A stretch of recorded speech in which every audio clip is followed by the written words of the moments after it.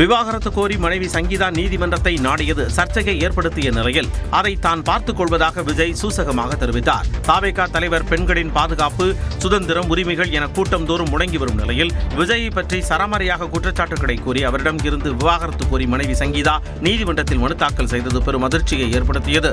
இது தொடர்பாக மாற்றுக் கட்சியினர் சமூக வலைதளங்களில் விஜயை கடுமையாக விமர்சித்து வருகின்றனர். பதிலுக்கு தாவேகாவினரும் கடும் வார்த்தை போரில் ஈடுபடுகின்றனர். மகளிர் தின நிகழ்ச்சியில் இது பற்றி பேசிய விஜய் அந்த பிரச்சனையை தான் பார்த்துக் கொள்வதாக தெரிவித்தார். அப்புறம் ரீசெண்டா இருக்கிற நிறைய பிரச்சனைகள்ல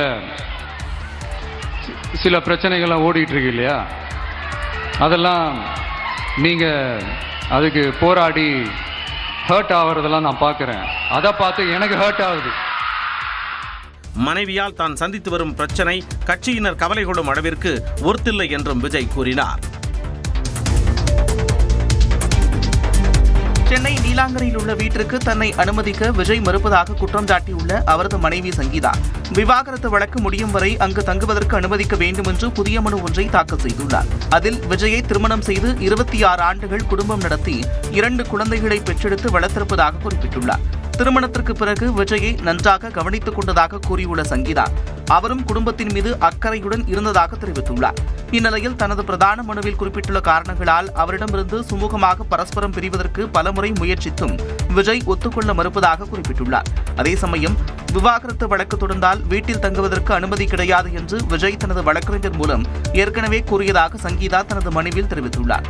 இந்நிலையில் இங்கிலாந்து குடியுரிமை பெற்ற தனக்கு சென்னையில் வசிப்பதற்கு வேறு வீடு கிடையாது என்றும் விவாகரத்து வழக்கு முடியும் வரை நீலாங்கரை வீட்டில் தங்குவதற்கு விஜய் அனுமதிக்க வேண்டும் என்றும் நீதிமன்றம் இடைக்கால உத்தரவு பிறப்பிக்க வேண்டும் என்றும் சங்கீதா கோரிக்கை விடுத்துள்ளார்.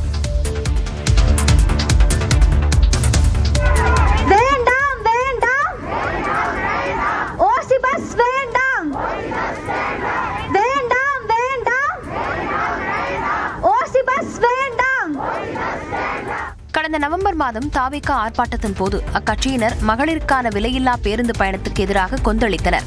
ஆனால் திமுக அரசின் விடியல் பயண திட்டத்தை விரிவுபடுத்துவதை போன்று அனைத்து பேருந்துகளிலும் பெண்கள் இலவசமாக பயணிக்கலாம் என தேர்தல் வாக்குறுதியாக விஜய் அறிவித்துள்ளார். கட்டணமில்லா பேருந்து பயணம் என்று அறிவித்துவிட்டு அது பிங்க் பஸ்ஸில் மட்டும்தான் என்று கட்டுப்பாடு விதித்ததால் பள்ளி கல்லூரி செல்லும் மாணவிகள் முதல் வேலைக்கு செல்லும் பெண்கள் உட்பட குறிப்பிட்ட அந்த ஒரு பேருந்துக்காக காத்திருக்கும் அவல நிலை உள்ளது. அரசு போக்குவரத்தின் அனைத்து பேருந்துகளிலும் பெண்கள் பயணிக்கும் வகையில் உத்தரவிடப்படும். கல்லூரி மாணவி பாலியல் வன்கொடுமை வழக்கில் குற்றம் சாட்டப்பட்ட 3 பேருக்கும் வாழ்நாள் சிறை தண்டனை விதித்து கோவை மகளிர் நீதிமன்றம் உத்தரவிட்டுள்ளது. கோவை பீடமேடு விமான நிலைய பின்புறம் பிருந்தாவன் நகரில் கடந்த ஆண்டு நவம்பர் 2ஆம் தேதி இரவு கல்லூரி மாணவி ஒருவர் தனது ஆண் நண்பருடன் பேசிக் கொண்டிருந்தார். அப்போது அங்கு வந்த 3 பேர் கொண்ட கும்பல் ஆண் நண்பரை தாக்கிவிட்டு மாணவியை கூட்டு பாலியல் வன்கொடுமை செய்தனர். இந்த வழக்கில் சிவகங்கை மாவட்டத்தைச் சேர்ந்த சகோதரர்கள் கருப்பசாமி, காளீஸ்வரன் மற்றும் மதுரையைச் சேர்ந்த தவசி ஆகியோர் கைது செய்யப்பட்டனர். கோவை மகளிர் நீதிமன்ற நீதிபதி சுந்தரராஜன் முன்பு இந்த வழக்கு விசாரணைக்கு வந்தபோது 350 பக்க குற்றப்பத்திரிகை தாக்கல் செய்யப்பட்டது. பாதிக்கப்பட்ட மாணவி, அவரது ஆண் நண்பர், மாணவியின் தாய் என மொத்தம் 72 பேர் சாட்சியம் அளித்தனர். இதில் கடத்தல், வழிப்பறி, கூட்டு பாலியல், திட்டமிட்ட குற்றச்செயல்கள் உள்ளிட்ட பிரிவுகளில் வழக்கு பதிவு செய்யப்பட்டிருந்த நிலையில் திட்டமிட்ட குற்றச்செயல்கள் என பிரிவு தவிர்த்து மற்ற அனைத்து குற்றச்சாட்டுகளும் உறுதி செய்யப்பட்டது. இந்நிலையில் குற்றம் சாட்டப்பட்ட கருப்பசாமி, காளீஸ்வரன், தவசி ஆகிய 3 பேரும் குற்றவாளிகள் என தீர்ப்பளித்த நீதிபதி சுந்தரராஜன் அவர்களுக்கு வாழ்நாள் சிறை தண்டனை விதித்து உத்தரவிட்டார். சம்பவம் நடந்து 126 நாட்களில் குற்றவாளிகளுக்கு துரிதமாக தண்டனை வழங்கப்பட்டிருப்பது குறிப்பிடத்தக்கது. நீலகிரி மற்றும் கோவை மாவட்டத்தின் மலைப்பகுதிகளின் ஓரிரு இடங்களில் இன்று லேசான மழை பெய்யக்கூடும் என சென்னை வானிலை ஆய்வு மையம் தெரிவித்துள்ளது. இதேபோல மேற்கு தொடர்ச்சி மலை மாவட்டங்கள் மற்றும் தமிழக கடலோர மாவட்டங்களின் ஓரிரு இடங்களில் நாளை லேசான மழை பெய்யும் என கணிக்கப்பட்டுள்ளது. தென் தமிழக மாவட்டங்களின் ஓரிரு இடங்களில் நாளை மறுநாள் லேசானது முதல் மிதமான மழை பெய்யக்கூடும் என்று வானிலை ஆய்வு மையம் கூறியுள்ளது. தமிழகம், புதுச்சேரி பகுதிகளின் ஓரிரு இடங்களில் இன்று இயல்பை விட 2 முதல் 3 டிகிரி செல்சியஸ் வெப்பநிலை அதிகரிக்கும் என்றும், வேலூர், ராணிப்பேட்டை, திருவள்ளூர் மாவட்டங்களில் ஓரிரு பகுதிகளில் அதிக வெப்பநிலையால் அசௌகரியம் ஏற்படலாம் எனவும் தெரிவிக்கப்பட்டுள்ளது. வரும் 12 மற்றும் 13ஆம் தேதிகளில் தென் தமிழக கடலோர மாவட்டங்களில் லேசான மழை பெய்ய வாய்ப்பிருப்பதாகவும் வானிலை ஆய்வு மையம் தெரிவித்துள்ளது. பீகாரில் நிதிஷ்குமாருக்கு ஏற்பட்டுள்ள நிலைதான் நாளை அதிமுக பொதுச் செயலாளர் எடப்பாடி பழனிசாமிக்கு ஏற்படும் என முதலமைச்சர் மு க ஸ்டாலின் தெரிவித்துள்ளார். OPS ஆதரவாளர்கள் தாய்க்கிழகம் திரும்பும் நிகழ்ச்சி மதுரை மாவட்டம் ராயபாளையத்தில் நடைபெற்றது. நிகழ்ச்சியில் பேசிய முதலமைச்சர் மு க ஸ்டாலின் பன்னீர்செல்வம் என்றால் நினைவுக்கு வருவது விசுவாசம் என புகழாரம் சூட்டினார். ஒருத்தரை முறைச்சுக்கிட்டாதான் பிரச்சனை ஆகும். ஆனா நம்ம OPS அவர்களுக்கு அவருடைய சிரிப்பே ஒரு காலத்தில் அவருக்கு பிரச்சனை ஆயிடுச்சு. ஒரு முறை அவர் என்னை பார்த்து சிரிச்சிட்டார் சட்டமன்றத்தில். உடனே ஸ்டாலினை பார்த்து OPS சிரிச்சிட்டார்னு ஏதோ 2 நாட்டுக்குள்ள போர் வந்த மாதிரி பிரச்சனை ஆக்கிட்டாங்க. தேர்தலுக்கு பிறகு அதிமுகவின் பொதுச் செயலாளரை பாஜக மாற்றிவிடும் என்று தெரிவித்தார். எனக்கு கிடைச்ச தகவல் படி அதிமுகவில் பழனிசாமி அவர்களுக்கு பதிலாக ஆல்ரெடி வேறு ஒருவரை பொதுச் செயலாளரா பாஜக தேர்ந்தெடுத்து வச்சிருக்கு. பழனிசாமி அவர்களை இந்த தேர்தல் வரைக்கும் தான் பாஜக வச்சிருக்கும். பிறகு அவரையே தூக்கி விடுவாங்க.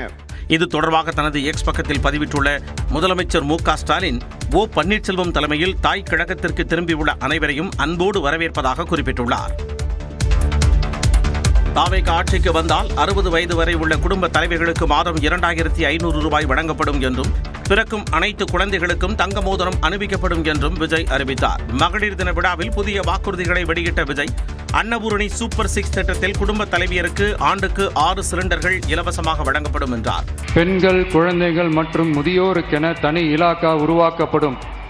அந்த இலாக்கா எனது நேரடி கட்டுப்பாட்டிலும் கண்காணிப்பிலும் இருக்கும்.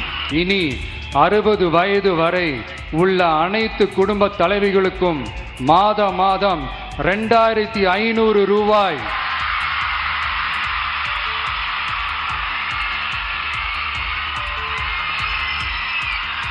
வழங்கப்படும். திருமணமாகும் பெண்களுக்கு 1 சவரன் தங்கமும் தரமான பட்டுச் சேலையும் அண்ணன் சீராக அழைக்கப்படும் என்றும் பிறக்கும் ஒவ்வொரு குழந்தைக்கும் ஒரு தங்க மோதிரமும் சோப்பு, சீப்பு உள்ளிட்ட பேபி கிட் வழங்கப்படும் என்றும் கூறினார். அரசு போக்குவரத்தின் அனைத்து பேருந்துகளிலும் பெண்கள் பயணிக்கும் வகையில் உத்தரவிடப்படும். அரசு பேருந்தில் பெண்கள் கட்டணமின்றி பயணம் செய்யலாம் என்றும் பெண்கள் பாதுகாப்புக்கு 500 குழுக்கள் கொண்ட வேலு நாச்சியார் படை அமைக்கப்படும் எனவும் கூறிய விஜய் அஞ்சலை அம்மாள் அதிவிரைவு பெண்கள் நீதிமன்றங்கள் அமைக்கப்படும் என்றும் தெரிவித்தார். தனது பிரச்சனை கவலை கொள்ளும் அளவுக்கு வர்த்தில்லை என தவிக தலைவர் விஜய் பேசியுள்ளார். விவாகரத்து கோரி மனைவி சங்கீதா நீதிமன்றத்தை நாடியது சர்ச்சையை ஏற்படுத்திய நிலையில் அதை தான் பார்த்துக் கொள்வதாக விஜய் சூசகமாக தெரிவித்தார். தவிக தலைவர் பெண்களின் பாதுகாப்பு, சுதந்திரம், உரிமைகள் என கூட்டம் தோறும் முடங்கி வரும் நிலையில் விஜயை பற்றி சரமாரியாக குற்றச்சாட்டுகளை கூறி அவரிடம் இருந்து விவாகரத்து கோரி மனைவி சங்கீதா நீதிமன்றத்தில் மனு தாக்கல் செய்தது பெரும் அதிர்ச்சியை ஏற்படுத்தியது. இது தொடர்பாக மாற்றுக் கட்சியினர் சமூக வலைதளங்களில் விஜயை கடுமையாக விமர்சித்து வருகின்றனர். பதிலுக்கு தவிகவினரும் கடும் வார்த்தை போரில் ஈடுபடுகின்றனர். மகளிர் தின நிகழ்ச்சியில் இது பற்றி பேசிய விஜய் அந்த பிரச்சனையை தான் பார்த்துக் கொள்வதாக தெரிவித்தார். அப்புறம் ரீசெண்டா இருக்கிற நிறைய பிரச்சனைகள்ல சில பிரச்சனைகள்லாம் ஓடிட்டு இருக்கு இல்லையா, அதெல்லாம் நீங்க அதுக்கு போராடி ஹர்ட் ஆகிறதெல்லாம் நான் பார்க்கிறேன். அதை பார்த்து எனக்கு ஹர்ட் ஆகுது. மனைவியால் தான் சந்தித்து வரும் பிரச்சனை கட்சியினர் கவலை கொள்ளும் அளவிற்கு ஒர்த்தில்லை என்றும் விஜய் கூறினார். சென்னை நீலாங்கரையில் உள்ள வீட்டிற்கு தன்னை அனுமதிக்க விஜய் மறுப்பதாக குற்றம் சாட்டியுள்ள அவரது மனைவி சங்கீதா விவாகரத்து வழக்கு முடியும் வரை அங்கு தங்குவதற்கு அனுமதிக்க வேண்டும் என்று புதிய மனு ஒன்றை தாக்கல் செய்துள்ளார். அதில் விஜயை திருமணம் செய்து 26 ஆண்டுகள் குடும்பம் நடத்தி 2 குழந்தைகளை பெற்றெடுத்து வளர்த்திருப்பதாக குறிப்பிட்டுள்ளார்.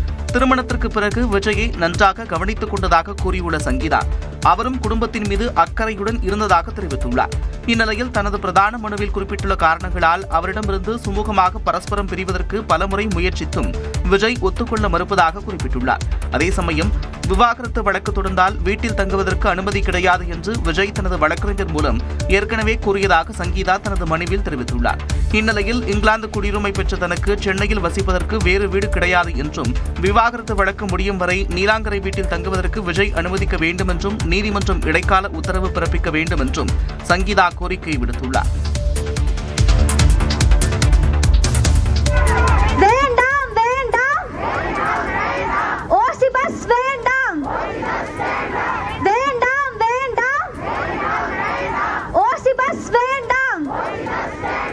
கடந்த கடந்த நவம்பர் மாதம் தாவேகா ஆர்ப்பாட்டத்தின் போது அக்கட்சியினர் மகளிருக்கான விலையில்லா பேருந்து பயணத்துக்கு எதிராக கொந்தளித்தனர். ஆனால் திமுக அரசின் விடியல் பயண திட்டத்தை விரிவுபடுத்துவதைப் போன்று அனைத்து பேருந்துகளிலும் பெண்கள் இலவசமாக பயணிக்கலாம் என தேர்தல் வாக்குறுதியாக விஜய் அறிவித்துள்ளார். கட்டணமில்லா பேருந்து பயணம் என்று அறிவித்துவிட்டு அது பிங்க் பஸ்ஸில் மட்டும்தான் என்று கட்டுப்பாடு விதித்ததால் பள்ளி கல்லூரி செல்லும் மாணவிகள் முதல் வேலைக்கு செல்லும் பெண்கள் உட்பட குறிப்பிட்ட அந்த ஒரு பேருந்துக்காக காத்திருக்கும் அவல நிலை உள்ளது. அரசு போக்குவரத்தின் அனைத்து பேருந்துகளிலும் பெண்கள் பயணிக்கும் வகையில் உத்தரவிடப்படும். கல்லூரி மாணவி பாலியல் வன்கொடுமை வழக்கில் குற்றம் சாட்டப்பட்ட 3 பேருக்கும் வாழ்நாள் சிறை தண்டனை விதித்து கோவை மகளிர் நீதிமன்றம் உத்தரவிட்டுள்ளது. கோவை பீடமேடு விமான நிலைய பின்புறம் பிருந்தாவன் நகரில் கடந்த ஆண்டு நவம்பர் 2ஆம் தேதி இரவு கல்லூரி மாணவி ஒருவர் தனது ஆண் நண்பருடன் பேசிக் கொண்டிருந்தார். அப்போது அங்கு வந்த 3 பேர் கொண்ட கும்பல் ஆண் நண்பரை தாக்கிவிட்டு மாணவியை கூட்டு பாலியல் வன்கொடுமை செய்தனர். இந்த வழக்கில் சிவகங்கை மாவட்டத்தைச் சேர்ந்த சகோதரர்கள் கருப்பசாமி, காளீஸ்வரன் மற்றும் மதுரையைச் சேர்ந்த தவசி ஆகியோர் கைது செய்யப்பட்டனர். கோவை மகளிர் நீதிமன்ற நீதிபதி சுந்தரராஜன் முன்பு இந்த வழக்கு விசாரணைக்கு வந்தபோது 350 பக்க குற்றப்பத்திரிகை தாக்கல் செய்யப்பட்டது. பாதிக்கப்பட்ட மாணவி, அவரது ஆண் நண்பர், மாணவியின் தாய் என மொத்தம் 72 பேர் சாட்சியம் அளித்தனர். இதில் கடத்தல், வழிப்பறி, கூட்டு பாலியல், திட்டமிட்ட குற்றச்செயல்கள் உள்ளிட்ட பிரிவுகளில் வழக்கு பதிவு செய்யப்பட்டிருந்த நிலையில் திட்டமிட்ட குற்றச்செயல்கள் என பிரிவு தவிர்த்து மற்ற அனைத்து குற்றச்சாட்டுகளும் உறுதி செய்யப்பட்டது. இந்நிலையில் குற்றம் சாட்டப்பட்ட கருப்பசாமி, காளீஸ்வரன், தவசி ஆகிய 3 பேரும் குற்றவாளிகள் என தீர்ப்பளித்த நீதிபதி சுந்தரராஜன் அவர்களுக்கு வாழ்நாள் சிறை தண்டனை விதித்து உத்தரவிட்டார். சம்பவம் நடந்து 126 நாட்களில் குற்றவாளிகளுக்கு துரிதமாக தண்டனை வழங்கப்பட்டிருப்பது குறிப்பிடத்தக்கது.